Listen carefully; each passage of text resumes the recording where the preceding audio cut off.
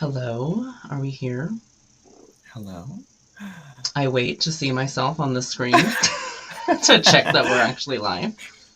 Yeah. Before we dive into everything. Okay, it looks like we're live. Oh, love that. So, hello everyone. Welcome to the Visibility on Indigenous Peoples panel here at Stream Queens Con 2. I am your moderator, host, whatever you want to refer to me as, Blade. I am joined here with only one lovely guest today, and before I get into any further introductions on myself, Andromeda, why don't you tell us a little bit about yourself? Hi. My name is Andromeda. I am a full-time drag queen based in Los Angeles, California. I am Indigenous, and I'm excited to be here. I'm very happy that I get to be a part of this panel this year. I'm very grateful to have you. I think we're going to have a very lovely conversation. So basically, the intent of this panel is for us to discuss our perspectives as an Indigenous people and conversate about our issues, just overall bringing visibility to our existence and our culture. And I just want to put out a quick disclaimer in saying that we are not the sole representation of the entire community. We're just speaking from our own personal, individual perspectives on everything, and we are by no means trying to claim that we are experts on everything. This is just our truth, if you will. So, just to kick it off, I am going to. I think we should both describe to the viewers. I don't know how else to word this, but say how we are Indigenous, just so they know Okay. what background we're coming from. And I'll go ahead and go first. I am I am part of the Chumash tribe, located in California. It's a very coastal based tribe. A lot of if anyone's familiar with like Pismo Beach or any of those types of areas in California, that's all my tribe's land. She's just an ocean girl. So, and Andromeda, why don't you tell us a little bit about your background as an Indigenous person? So I am well, I mean, I'm in California, but that's not where I'm from. So I'm from New England, and I am Oneida. My father was 4x4, which means he is pure-blooded for 4 generations on either side of his parents. My mom was not, which is why I look like this. And yeah, I mean, what was the rest of the question? That was it? It was just describing what your background is as an Indigenous person, is all. Oh, yeah. So, I grew up in my culture up until I was maybe 14 or 15. So my lens is kind of through what I like was taught as a child and kind of the ceremonies and powwows and culture that I experienced then.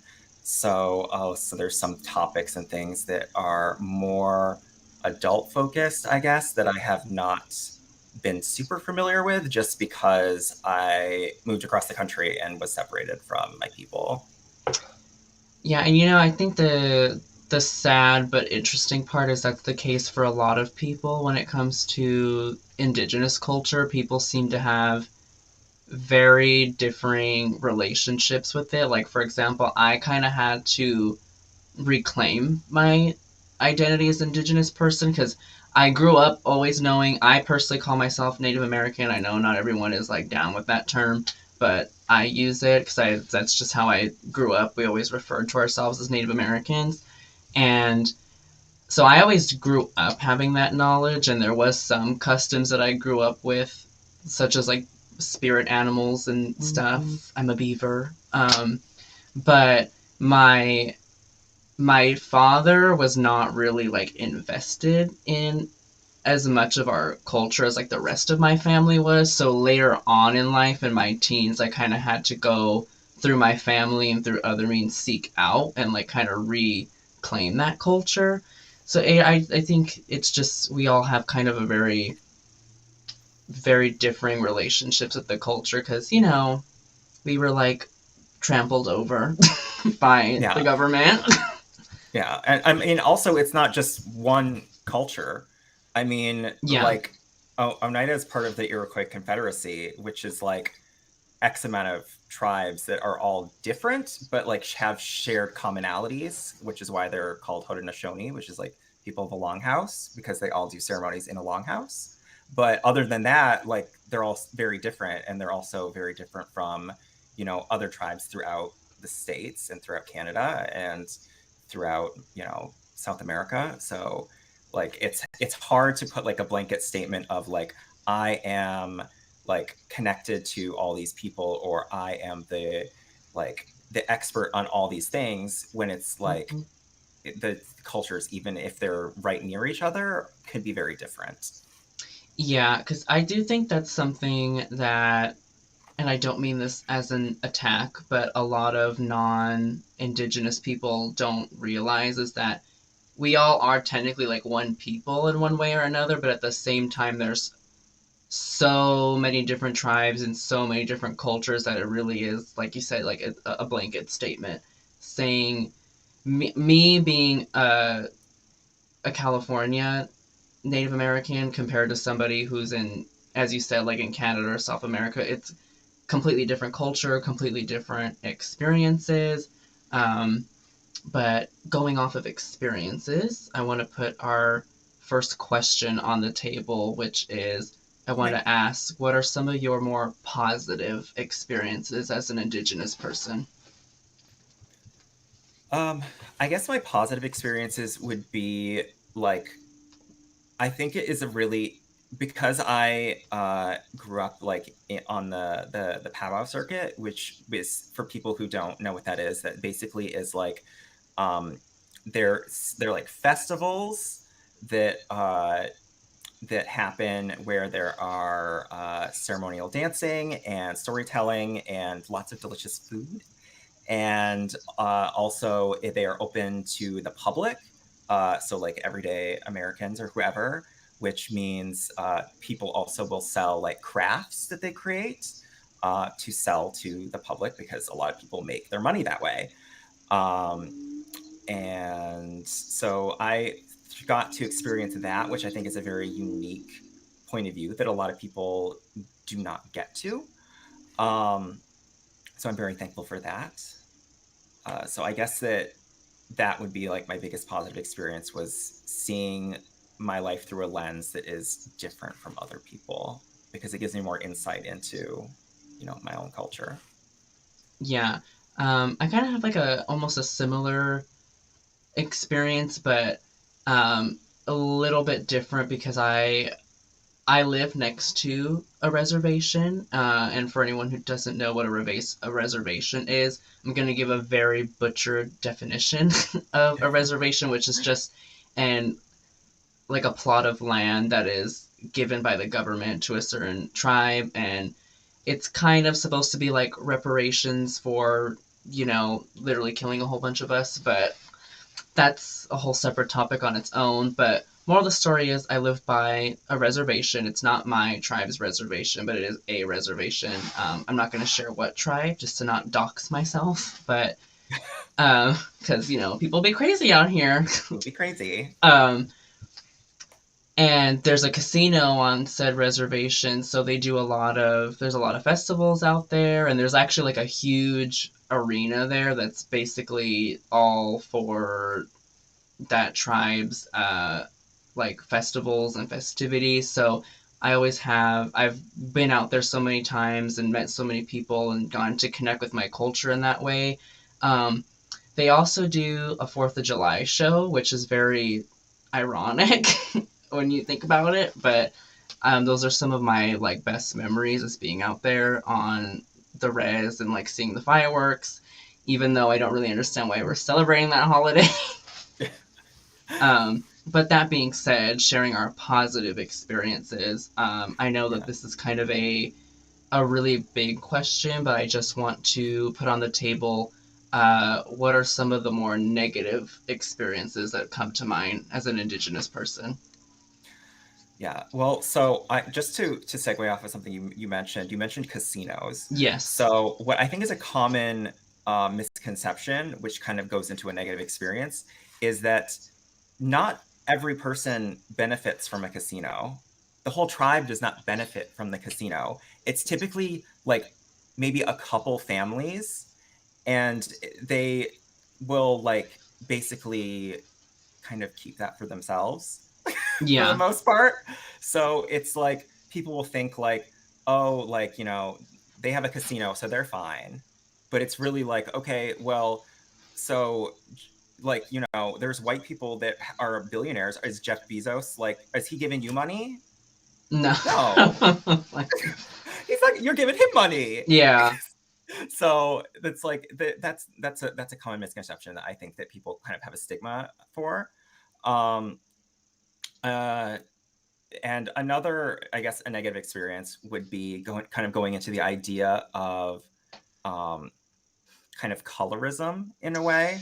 So because I am half native, my skin is a lot lighter than like people that I grew up around. And what people's typical idea of like what a native should look like, which kind of like unfortunately falls into the thing of like I'm not brown enough for to fit in with the natives that I'm around, but I'm also not white enough for people to like just to blend in.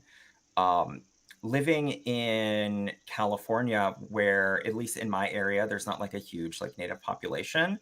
So usually I'm mistaken for being like Latinx, or I'm mistaken for being I had a coworker that the entire time that I was working for them, they thought I was Japanese. Oh, wow. and Okay. I, and I was like, no, no, sweetie, because they just don't know like they don't know what natives look like, or they have an idea of what they should look like. um and So that's kind of unfortunate. Another thing that I guess would be kind of a negative experience would be the idea within our culture of because it is a matriarchal society, and my dad is native, but my mom is not. It's kind of like icky. So because like your tribal membership goes through your mother, so like if like say like an Oneida woman marries a Seneca man and they have a kid, the child is not Seneca. The child is Oneida. They're not part of their father's tribe anymore. So the idea that my mom is not is kind of like it's like a wasted baby. It's a terrible way to put it, Yeah, no, but it but makes sense. Because I'm gonna be honest, I don't really know the full extent of my like family tree in that regard, but I do know that we come from two tribes, but the reason that we claim the Shumash tribe is because there's my dad is the native one for me, and then his dad, but then his mother is where it comes from. So even though there was those two things, it kind of just all trickled down to we're just supposed to say like we're Shumash and kind of not acknowledge that other tribe is fully there. um, but I really actually related to almost everything you said because I am also of like mixed ethnicity. I'm also of I just like lost train of thought. Besides my being Native American, I'm also Mexican and white. So I do also deal with that colorism and people thinking you're either too. It's different also when it goes three ways because people almost don't even know what to like make of you because they're like, well, this is like too many things at one time. So I deal with to like when I'm in a room of white people, I don't really relate because they don't look like me and they don't understand my culture, and I feel like sometimes they also see me as like some weird outcast because not only am I mixed, I'm like triple mixed. I'm a nice little like Neapolitan ice cream. And it goes the other way too, though, where sometimes I feel like when I'm in native spaces or like Latinx spaces, people think, oh, well, your whiteness just erases your identity as those two other things. And I think it's really unfortunate that people place such a. First of all, they look at the color of your skin and just preconceive everything based off of that. But even further after that, people it's so weird to me that people feel so threatened by the idea of people being two things. Like, you just can't accept that people can be more than one thing or they can come from multiple backgrounds. But as far as it goes regarding the indigenous community, I almost do wonder if when people have a hesitation towards people of our kind that are mixed, I do wonder if maybe it's kind of like a it relates to kind of like a trauma in the sense that we feel sometimes we can feel so wronged by white people or the government that it's almost kind of like, well, how dare you be like white and you need to just stay exclusively indigenous? Like, how dare you go outside of our culture in that way? I don't really know if that makes sense, but sometimes I feel like that is my experience where people almost feel like, well, how dare you? How very dare you go like be with the colonizers? Yeah. Oh, absolutely. Yeah, it's really unfortunate. Um, but we only have an hour's space of time. I would really like to elaborate on everything, but I want us to talk about as many things as we possibly can. So Yeah. I'm going to put the next question on the floor, which is for you as an Indigenous person. We face a lot of adversity, and what is one issue you would like to bring to the table and elaborate on that people might not be aware of? Um, I mean, I guess the biggest one looking us in the face is all the missing Native women and children, because which is basically like the Indigenous women throughout the States and Canada are getting kidnapped, vanishing, missing at a larger rate than any other type of woman, if any other type of person. And for a population that is so small, like what is the indigenous population? It's like 3% of the US population or Yeah, it's something. it's really And small. the fact that they are disappearing at a higher rate than everyone else really says something not good. And for cultures that we have languages that there's one person that still speaks it, Yeah. and if that person goes missing, that language is gone, that culture is gone. And so it's something that is not really covered, I think, enough in the media, um, which is really unfortunate. And I think that goes a lot of like into kind of racism that happens. Mm-hmm. And that is kind of coming from kind of my own experience in a way. Not that I personally know anyone that has gone missing, but like I growing up, I did not live on the reservation, but I lived near the reservation.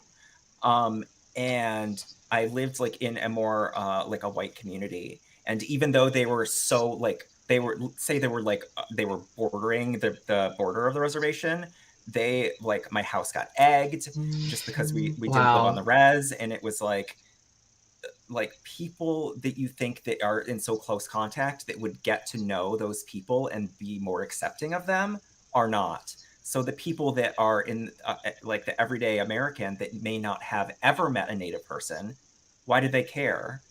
Because it doesn't affect them. Mm.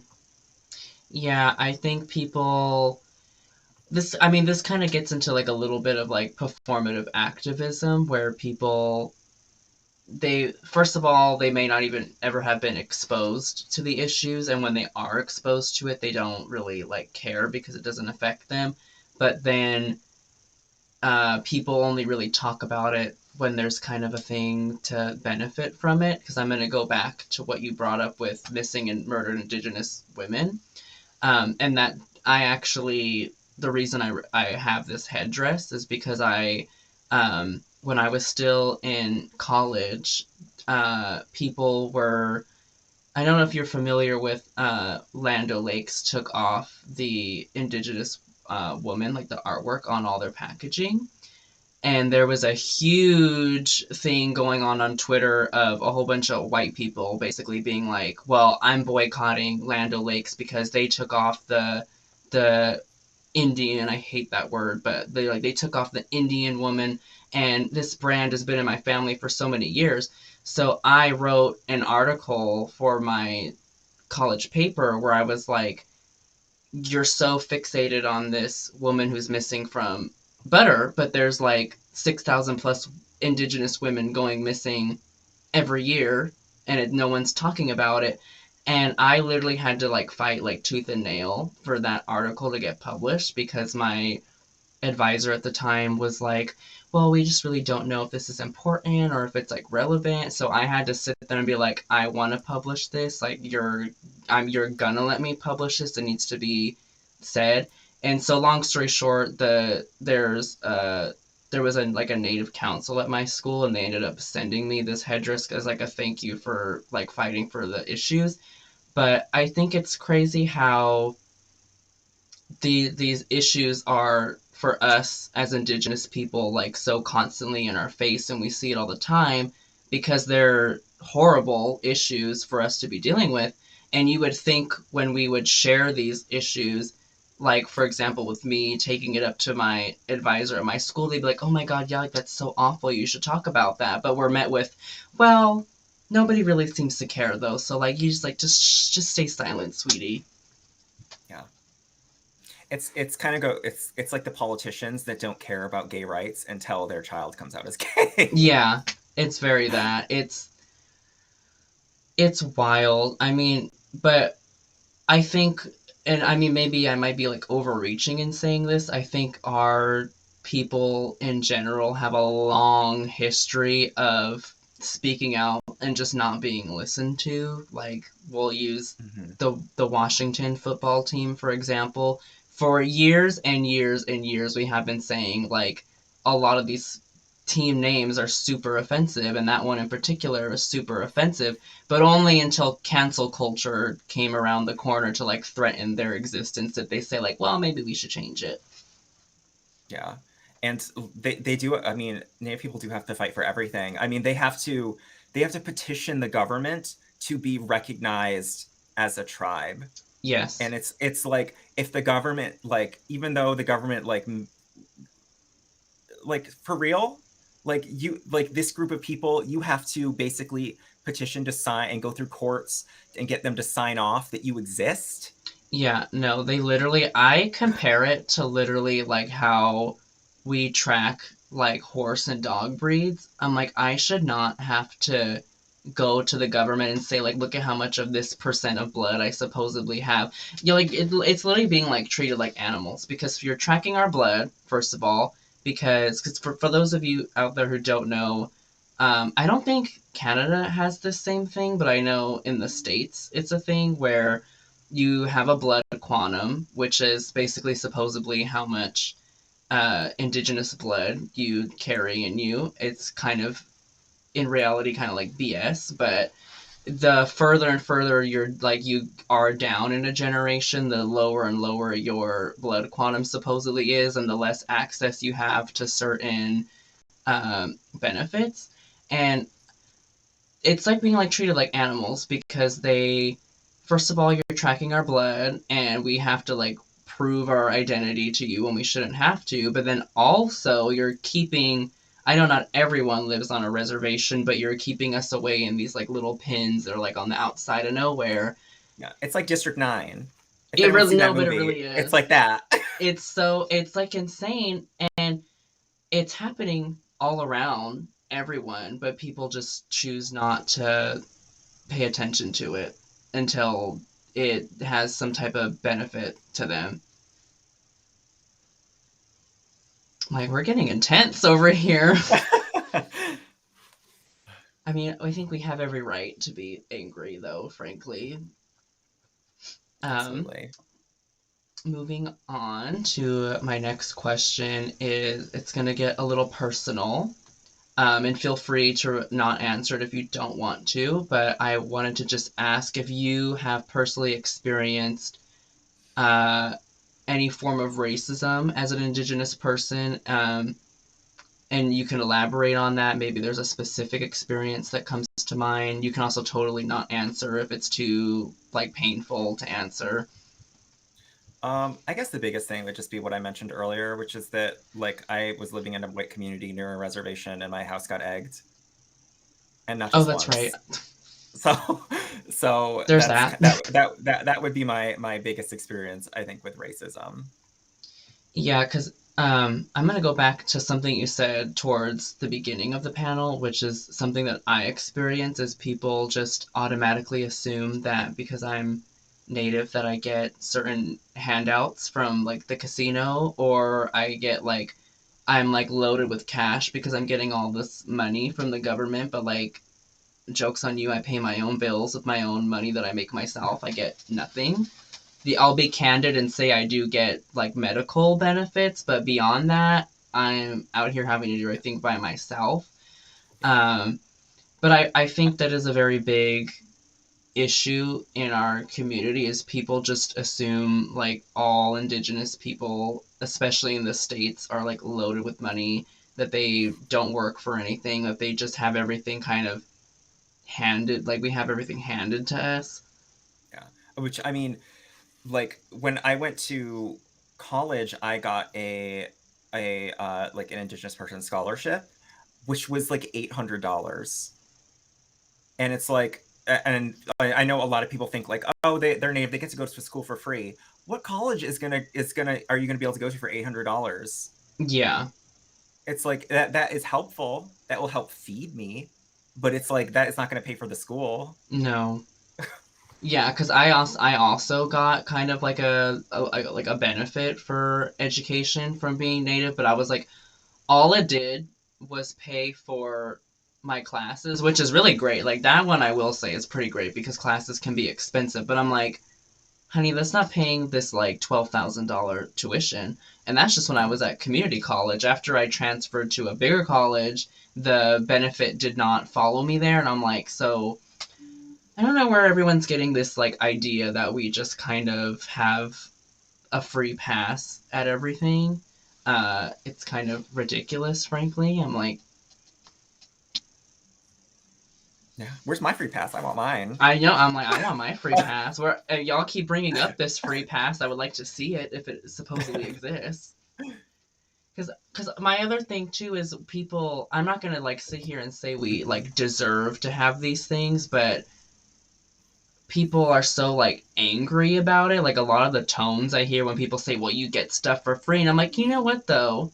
If I was collecting all this coin and getting stuff for free, it's because a literal genocide happened in this country, and it's a conversation y'all do not want to have.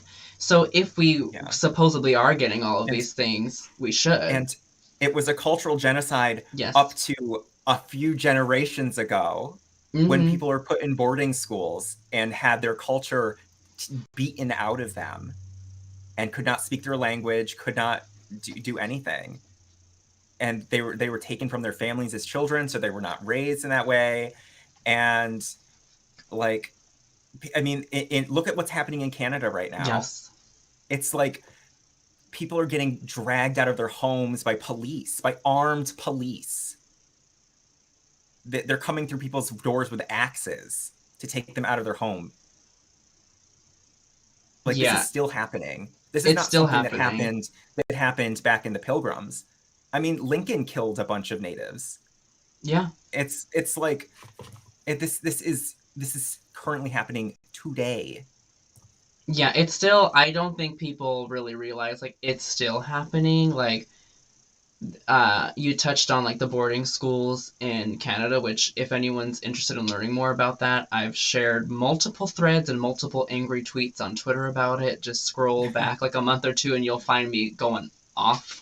um, But like here in the States, we also have there's people who don't have running water and go to fight about it and what they're met with instead of like, oh yeah, you deserve the human right of water. They're met with tear gas and being arrested and beaten. Or even just last month, I don't know if a lot of people know about this, but something that really made me upset was there was a group of Indigenous people who rallied peacefully at the White House because they were trying to get clean water and stop and I don't remember the exact thing that they were fighting for I guess there's a bill that's supposed to be passed right now that has to deal with climate problems.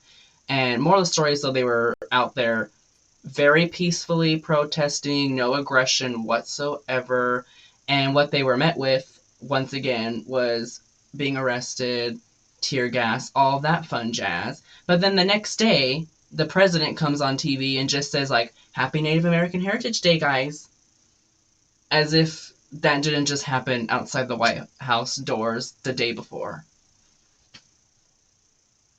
It's disgusting. It's because I think people are also kind of scared to hold certain people accountable because I know, and I don't want to get into a politics conversation, but I know Biden is very favorable.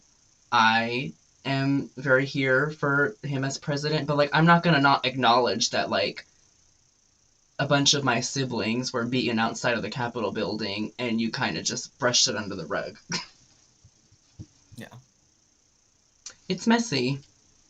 Um, So moving on from that, I'm going to move on to more of a cultural question and ask you how would you describe or how do you feel about indigenous people's current like representation in the media?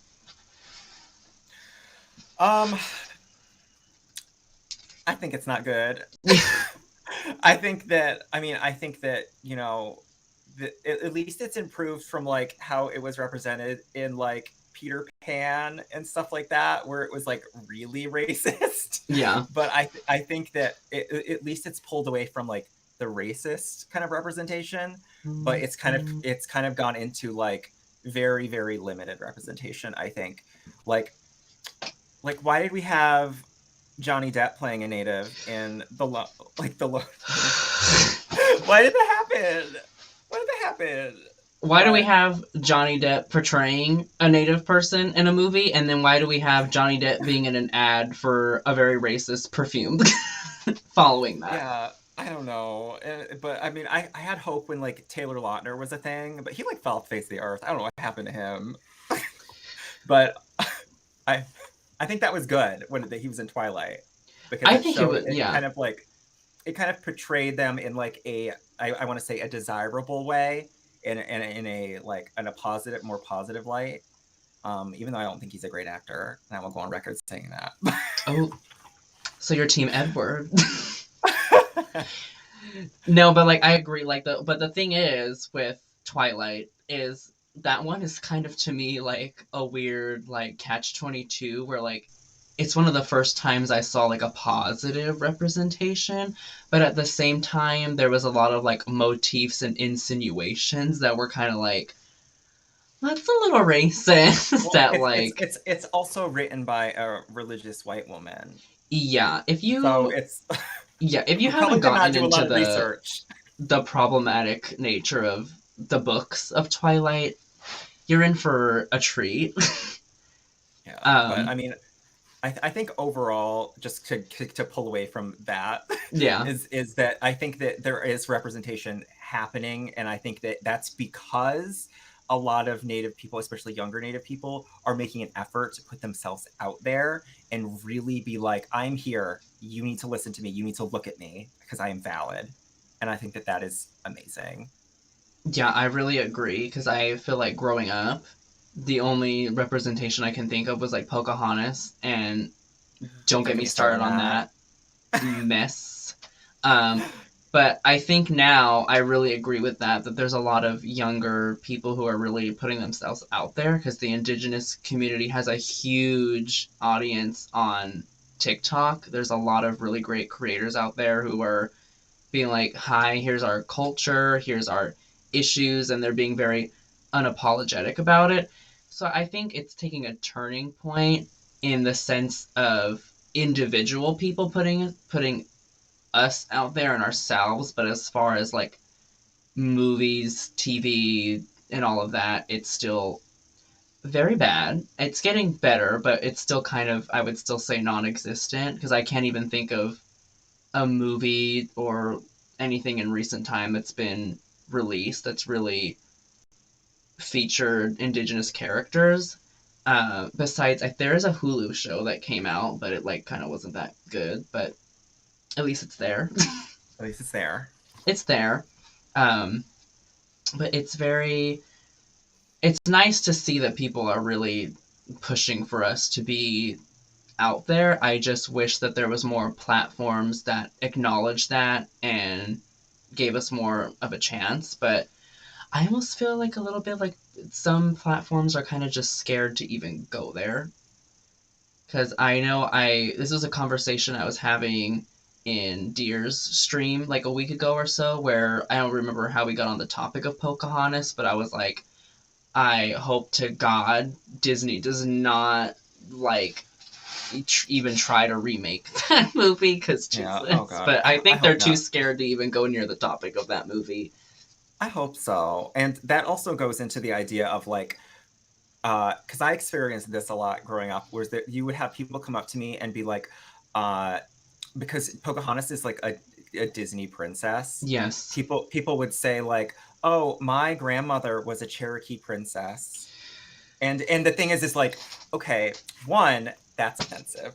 Yes. Two, it shows that you have no understanding of our culture because we do not have a royalty system. Because like, yes, we have a chief. Like tribes have tribes, individual ones have a chief, but that is an elected official Yes. who is elected by the clan mothers, who are like the women that are in charge of their individual like family groups. So that's like saying that like the president's daughter is like the queen of America, and it's like that doesn't make sense. We did it That doesn't make sense. it doesn't make sense. But also I'm like I don't want to gatekeep anyone's Oh no no no experience, no but no! I'm If like, if they if sweetie, you supposedly being like 3% Cherokee is not the same thing as me being like fully growing up in the culture, fully being, having tribal status, which I don't think you need tribal status to be valid, but I just mean that like no you never growing up in the culture and thinking that you're somehow affiliated is not the same thing because it's very racist. To me, it's like the same thing as when people say like, "Oh, well, I can say that because I have a gay friend," or "Oh, I can say that I have a black friend." Like, no, it's still kind of offensive for you to come up to me and be like, "Well, I my grandmother was Sacagawea, so I can comment on this." oh god, I'm glad I was not taking a drink in my coffee because I would have spit that all over everything. Well, I mean, but I'm sure you've had to have heard it before. I've heard it multiple times. It's wild. So, leading off of that, I think this is actually a perfect segue. How do you feel about non Indigenous people's understanding of our customs and culture? I think it's not good.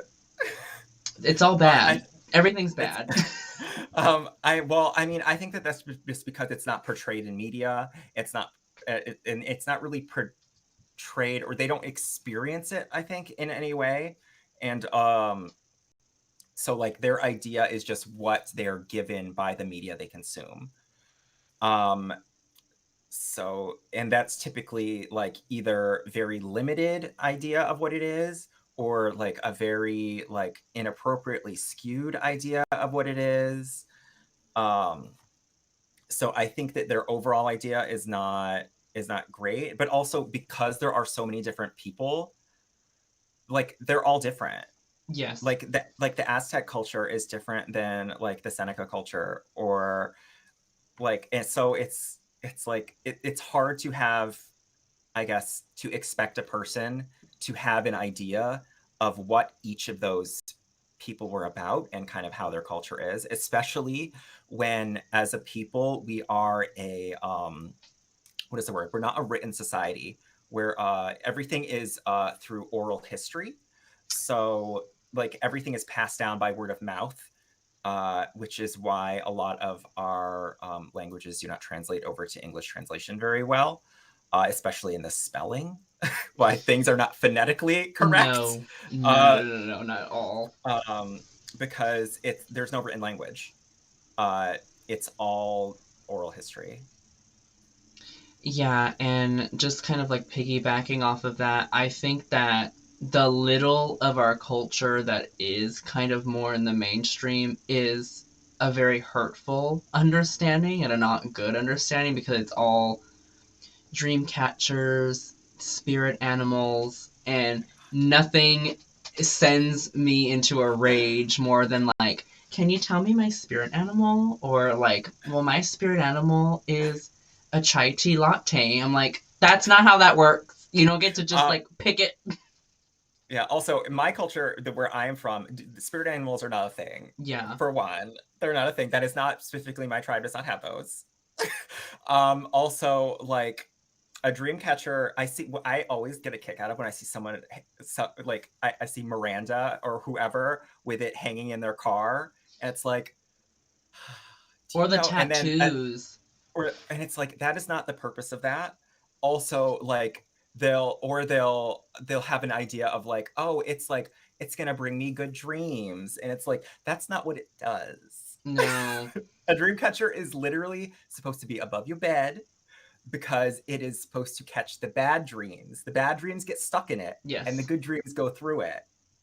So it's like I don't know. It's just I like little things like that just make me laugh because it's like you just even though there's something that is like a dream catcher's like mainstream knowledge of what that is, they don't actually know what it is. No, like, yeah, it's a very common conception that it brings you good dreams, but I'm like, no, let me give you a crash course real quick in the chat for what a dream catcher is. So there's a ring. That ring is meant to, I'm pretty sure, represent like life and like the like Turtle Island, which is what I don't know if your tribe specifically Mhm. refers to that as like the earth, but I Yes. think most tribes do. Um, so then the like webbing that you see inside of that ring is to act like a web. And then the little bead that's usually in there. And please, when I'm done giving this story, if your tribe has a different interpretation, feel free to give it. But this is what I've been taught is that bead that's inside of that web is like a spider within the web that once your bad dreams get caught in the web, the spider consumes them and only allows the bad dreams to flow down to you through the feathers. But The good most dreams. people just have this thing where, like, this is a pretty aesthetic and I'm just going to tattoo it on my body. Yeah. Appropriation. It's just. Well, they're trying to do cultural appreciation. They just don't know what they're appreciating. Yeah, which, That's I what I'd like mean, to think of it. yeah, which I mean, like, live your life, bestie, but also, like, just do a Google search. Like, it's really not that hard. Like, just open YouTube, open Google, and search it up. Because I try not to get, like, pressed by it, but when I do see people who I Oh, know, like, I don't damn get well pressed. I are just think it's not funny. native and they have a dream catcher, I'm like, I just sis, you think know it's damn funny. well. So we have, I believe, about 15 minutes left, and I know that you had a certain story that you wanted to share with the class, so I would like to allow Did. you that time right now. Okay. So I mentioned earlier about how at powwows, so typically there would be a storyteller, and since our culture is, like I mentioned, through oral history, that storyteller teaches lessons and kind of tells things that either are lessons or whatever to kind of like pass down the generations or to entertain, like Miranda while she's picking out her dream catcher. um, so I wanted to share one of those things with you now because I think that it is an important part of our culture and it's important to me. Let me just take some of my coffee so I do not like Mhm. choke. We look here. I'll join you. Let me. I'll have a sip of cranberry juice. Okay, so this is kind of like a little bit of a scary story, but let's see if you can get like the meaning behind it. So at the the time of day between um, daylight and night is the most dangerous time of day. It's a time that you should never be away from your family or from your home because reality and the way things are gets twisted in a way that is confusing and strange and scary. So there was a hunting party that was coming home. They were returning to camp, and it was too late. The sun was setting. The light was turning gray, and they were rushing. They were rushing, rushing, rushing because they had their kill. They needed to get home, and one hunter fell behind, and they stopped, and the party looked for him. And when they found him, he was standing still, and he said, "Don't you hear that? Can't you hear that?" And they listened and they could not hear what he was talking about. They're like, "We need to go. Like, what are you talking about?" And he said, "I hear a baby. I hear a baby." And he walks off into the woods, and he comes back, and he's holding a child. And he says, "I don't know.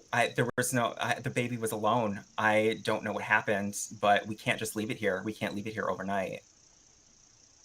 So the other hunters do not want to take the baby. And he says, "I'm going to take responsibility for this baby and I will adopt this baby because I cannot leave it here without a family." And so they get home to the camp, and the tribe celebrates the food that the hunters brought, and they celebrate this child that they will now be a part of their tribe. And the child is sound asleep. This child is no longer crying. It hasn't been crying since the man picked it up. And later that evening, after the festivities, the the man is in his home, and of course his loving wife, they could never have a child, so she was happy to have this child. uh, they're all getting ready for bed, everyone's going to sleep, and the mother hears this noise. She can't really place what it is, and she realizes the noise is coming from the baby. So she goes to the baby, and she tries to listen what it is, and she goes stark white. And she calls her mother over, and she's like, something's wrong. I need you to listen to what this is. I don't understand what this is." And her mother leans over the baby, and out of the mouth of the baby, there's the most terrible noise she's ever heard. There's women crying, men shouting, children Ooh. screaming for their mothers, horses, all kinds of noises of just people in absolute terror. And she looks at her daughter, and she covers her daughter's mouth, and she says, "This is no baby. This is Iya, the camp eater, and we need to leave before he wakes up." And so they go quickly through the camp, and they tell everyone that they need to leave now, that they cannot grab any of their belongings, and that they have to immediately flee. And as they're fleeing away, they get just over the hill when they hear this screaming noise because Iya's awake. And he has been deprived of his meal. And he rips through the camp, and they just hear the noise of their homes being destroyed as he's looking for his meal. And then they hear this crashing as Iya is this huge monster in his real form, but he's got these spindly little legs, so he can only take a few steps before he falls to earth again. And he knows where they are, so he chases them every few steps, falling to earth, shaking the earth. And the man who brought the baby into their camp says, "This is my fault. I brought this evil to us, and I'm going to sacrifice myself so that everyone else can get away." So he stands his ground, and his family and the rest of the tribe flees. And just over the hill, he can finally see Iya in his terrible form. And he can feel the vacuous breath as Iya's pulling him towards him with the air. And so he takes his lance and he puts it through his legging so that he cannot be pulled into Iya's mouth. And as Iya draws closer and closer, he trips and he falls onto the man. And the man's lance slices Iya's stomach. And Iya is slain. And out of the stomach of Iya spills tribes of people, villages of people, all alive, all fine. But that's not the end of Iya. For high in the mountains, in a cave of ice, a son of Iya wakes up and walks out into the world, because evil can never truly be destroyed. Oh my god, I just got like a chill after you said that. I think, I just thank you like for sharing that with us because I think it really is a great way to share not only our culture but your specific culture with the audience. Because I noticed in that story that it is kind of like and please correct me if I'm wrong, kind of there's very much so like a message about life and the way you should live in there. And I think we as a people, that's like kind of a common thread among a lot of our stories and our teachings. Like I know a lot of people are familiar with the idea of like a Wendigo in horror movies, horror games, whatever. But I don't think many people are aware what like of like the actual story and what it's about and kind of No. its messages or anything like that. Because I mean, yes, it is this like horrific creature, but like the meaning behind and where it came from is completely different. Um, Once again, losing my train of thought. Sorry, It's I'm okay. I like, mean, this is my second panel of the I day. I'm always getting a little tired. I always think it's funny how Wendigo is portrayed in media, like in Until Dawn, which I loved that I game. When they love. revealed that these giant things were Wendigos, I was like, "Are you kidding?" Yeah, I was no, like, I mean, "That's not what it is." no, I love that game. Like I really truly I think it's great, but like when I realized that that's what they like were at least calling them, I was like, "Now hold up now. What do you mean?" Cuz I wasn't really offended that they changed like the physical part of it, but it was like this like the way they came to be in the game. I was like, "Did No, y'all it's not right. did It's y'all do not your right. research? Like what is So so this?" so basically, for the audience, what a Wendigo is, it's a spirit that basically it's like a cannibalistic spirit, and the way that it acts is it possesses a human body who is close to starvation, and that is typically by calling their name in the woods when they're alone, and they answer back, and so then it it takes over their body, and basically they're filled with this need to eat the people that are closest to them, so like their family essentially. um and that's basically what it is. It's not this gigantic bat elk monster. Or But that, it's also not. I think a lot of the time it's also depicted as kind of like a deer sort of kind of weird hybrid situation. I don't know, just another lovely example of appropriation, you know. So we have about 5 minutes left of our panel.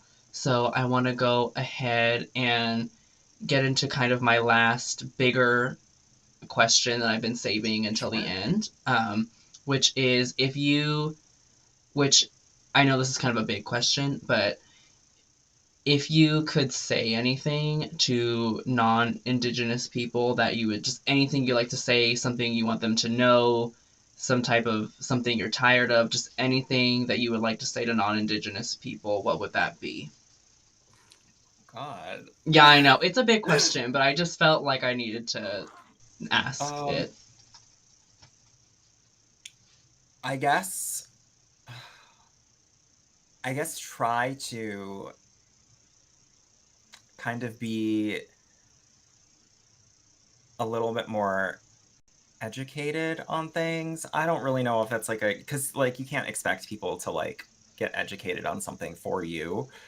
But I Yeah, mean, I guess it would be more of be open to the idea that indigenous peoples and cultures are not exactly what you see portrayed in media, and that you should take the time to talk to one of them to kind of get an idea of what their experience is, and kind of before you are make all these assumptions like we've talked about throughout this panel. yeah, I think I would echo kind of a similar sentiment and just listen to indigenous voices when people say something is wrong, like listen to what they have to say, listen to their experiences and be open to what they have to say, because a lot of the times I even, not to call anybody out, but I am going to call it out. I saw it in the chat today. When an indigenous person brings up an issue, do not automatically take it as us like attacking you or like taking you, because when we were talking about dream catchers, there was somebody in the chat who had very questionable thing to say about our comments. But my point No, I is didn't even when, see. yeah, when somebody says something and it's from their perspective, do not have that, have the open-mindedness to know that it's not an attack on you and to listen to what they Yeah. have to say, because it's coming from the horse's mouth. You do not know more than the person who's actually experiencing it. Yeah, and I mean, just to be clear for clarification, we are not mad if people have a dream catcher in their house, or if they have it tattooed on them, or if they have it hanging in their car. Like, we're not mad about that. It's okay. It's okay, because more than likely they probably purchased it from a indigenous person, which is important because that would probably be their main source of income, Yeah, is selling like the crafts that they do. Um, so we're not upset about that. It's just kind of like, it's, I guess it's kind of like a, like almost like funny, because it's like you don't really know what this is, but yeah, I'm glad that you have it and you spent your money on it. But so it's kind of like, it's not kind of like a, almost like an inside joke, but not really. yeah, If that makes sense. yeah. That's No, like the we're, closest thing I can think of it to it. yeah, we're not saying that we're like mad about it. I just mean that, you know, I'm sure you've experienced it and other people who are not white have experienced it, where you're talking about something and then someone's like, well, matter of fact. And you're like, no, not matter of fact, because I'm the one telling you. Like, um, but I think we had a lovely discussion here today. I really think we were able to touch on a lot of things, but I at this simultaneously though this is just the tip of the iceberg. There's so much there, Oh and I yeah, I really, could keep talking. I could too, but we only have an hour. But I really do want to encourage everyone watching this panel to really educate yourself and just listen to your any indigenous people that you encounter. And before we go, I'm going to go ahead and let you tell us where we can find you, what you're up to, and any other closing notes you would like to make. Yeah. You can find me at on all social media, whether it's on Twitch, which I am not the best at streaming on Twitch anymore, just because of current events, really, has kind of like spooked me a little bit. But you can find me on Instagram, all at it's Andromeda, which is here. It's here. It's this. It's at the This is bottom. my handle. It's here. It's here somewhere. Um, you can find me on Instagram, Twitch, whatever, if you'd like to support me. And or if you are based in Los Angeles and you want to come out and see a drag show, you can come see me in person because I have a drag show here every week. So I would love you to come out and give me money for real. That part, support your local drag scene. But Yes. yes, thank you so much for participating in this with me, and everyone, please go follow this lovely, lovely creator who decided to sit down with me today. They deserve all your love and attention. Before we go, you can find me on all social media platforms at _Blade with two D's. I primarily do what I call visual art shows on my channel. So if you're into art or you're into activism, you can go ahead and find me doing that there. And one last point I would like to bring up before we leave is to the left of me, I believe on the screen, there is a list of other Indigenous creators on Twitch that you can support and follow. There's definitely way more than what is on this list, but this is what I was able to find because we are what? Very underrepresented. Yes. But thank you so much for joining Of me. And course. if you don't Of have course. anything else to add, I think we're ready to Uh, go off the uh, I air.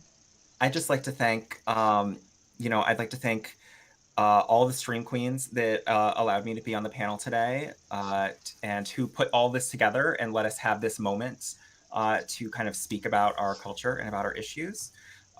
Thank you so much to like Deer and Chalora and to you.